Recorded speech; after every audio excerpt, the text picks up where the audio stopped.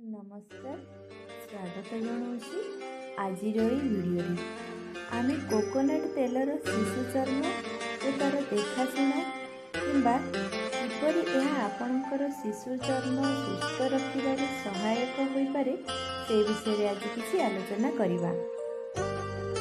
शिशु मानकर चर्म बहुत सेंसिटिव होता है। अनेक प्रकार चर्म रोग और सेंसिटिव चर्म थिबा शिशुंक साथी प्राकृतिक उत्पादन को व्यवहार करने एक दरकारी धारणा हेबापाई जहाँ शिशु को सर्वभौम चिकित्सा दे पारे। कोकोनट तेल जहाँ आम खाद्य एवं सौंदर्य प्रयोग व्यवहार करिथाउ एहार शिशु चर्म पाई भी विशेष लाभदान अछि। प्रथम कथा है कोकोनट तेलर हाइड्रेशन प्रभाव।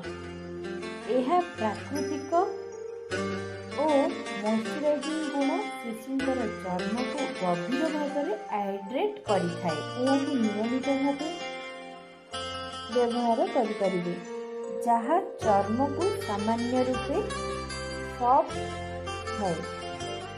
सेकेंड कथा है सेंसिटिव चर्म पाई सुरक्षा।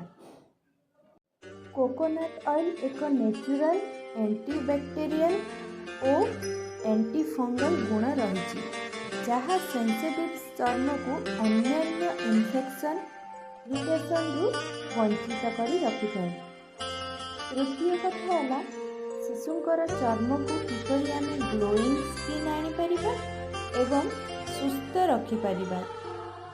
एहा भितरे फैट एसिड्स और एंटीऑक्सीडेंट गुण शिशुंक चर्म को चमक और तरुणता दे थाए जहाँकि तांकर चर्म को अधिक सुस्थ और आकर्षणीय करे। कोकोनट तेल मसाज करने शिशु पाई एक शांतिदायक अनुभूति तैयारी करे। यह शिशुंकर रातिर निद्रा आकृष्ट करिपारे एवं देह और मनर सांत्वना दे थाए। सेहीपरि शिशुंकर स्वस्थ चर्म और सांत्वना देखि आपण माने भी अनेक प्रकार लाभ उपभोग करिपारिबे।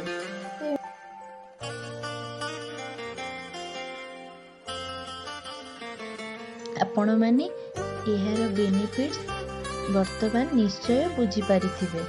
आशा करूछि आपण माननकु वीडियोटी बहुत भल लागिथिबो। आउ एक कथा शिशु को डायपर चेंज करिला टाइम रे भी आपण यहाको व्यवहार करि परिबे। तेबे वीडियोटी आपनको किपरि लागिला मते निश्चय कमेंट बॉक्स रे जणाइबे। पुणी देखा हबो एई आगामी गोटे वीडियो रे।